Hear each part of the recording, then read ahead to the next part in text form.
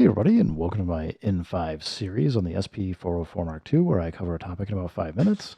Ishman Garcia wrote in that firmware 5.0.1 is out for the Roland SP404 Mark II, and you'll see here I've got it installed. We don't have it going into the Melodics, Serato, and other boot information. For branding, we can turn that off now with Shift Pad 13 in system, go all the way down to the bottom. And you'll see a new item that says Startup Screen. Cool. We also have this new one that's App Auto Connect, that if you connect to Serato, Koala, or whatever, it will do it automatically. I don't have Serato or Melodics, but I do have Koala. And Koala I thought was already connecting automatically, but I guess if you just don't want it to do it, you can now disable it so that it doesn't see it. So my guess is it was just on, it was assuming that you wanted to connect to Koala or whatever when you connected the USB-C to your phone, tablet, computer, or whatever. There might be a few other bug fixes in here that are kind of minor, but still not really hitting any of the features that I would love to see. I could turn this into a complaint session about the SP404 Mark II, but I'm not going to, but there are a couple features I would love to see. First, I would love to see a proper ADSR. Having the ADR tied to the length of the sample is incredibly limiting for taking like single cycle or very short samples that are looping that you could then play as a synthesizer or otherwise.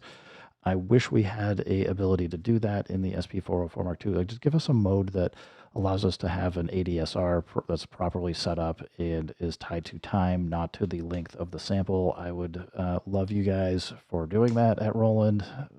Please, if anybody's out there listening, I would love to see that. I'm also working on this project. I haven't really discussed it too much except for on live stream, but I am working on a new sample pack, all one-shots. And what I'm trying to do is show off just how varied and different you can make things sound on the SP404 Mark II. So my intent is to get 160 samples in this pack and then go absolutely crazy with patterns of different BPM and showing things off. So example, I've got this one, and it actually has motion record baked into the pattern. Unfortunately, by default, it doesn't turn on. You have to hit start and end, and then you'll see it actually kick in the effects and turn them on. You can record effects turning on and off as part of the motion record. You can also record the knob changes. The problem, though, that I've been having, and it's just making it extend how long it's taking me to do this project, is these turning on and off are not quantized, and it's going to record whenever you actually tap the button. It's very hard to get it exactly to 1-1, so you'll get like sometimes this effect will kind of zipper in, or it'll be without an effect, or using the previous effect from the other pattern. Like if I go in and switch, it's hard to show you, but it's not going to immediately switch into the new effects. It's going to have the old effect and then kind of move in. Sometimes this is really obvious and sounds terrible. Other times it's fine.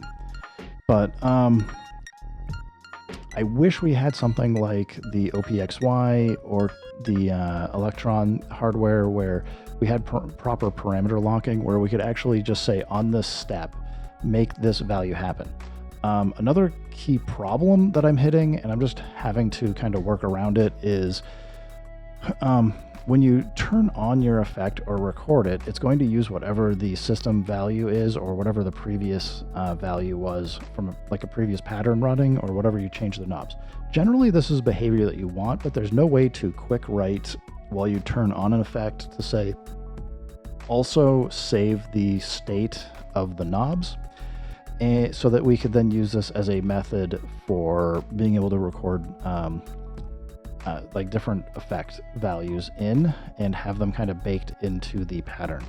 I can go through and you can use an external sequencer to record things in. The timing's still a little bit suspect. It's almost impossible from what I'm finding to get it to like land these parameter changes, settings, getting the effect on or off on exactly the 1-1.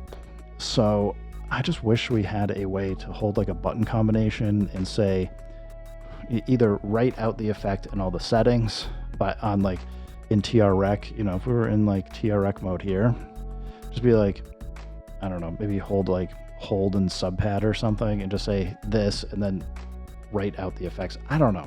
There's just got to be something better here for a way to do this.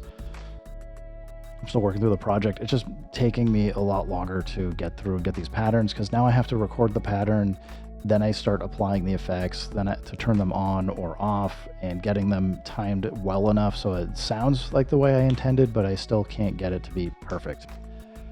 Anyway, guys, if you have any other like things that you're looking for or interested for features, I'd love to see stuff as suggestions in the bottom, but like that's like the two main, I got like a running list of like over 100 things I'd love to see, but like those are like the two main things for me. I'm curious what other people are trying to do to really push the SP404 Mark II in interesting ways.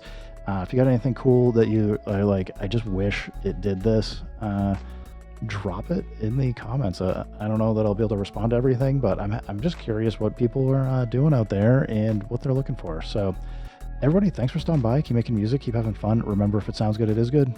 And peace.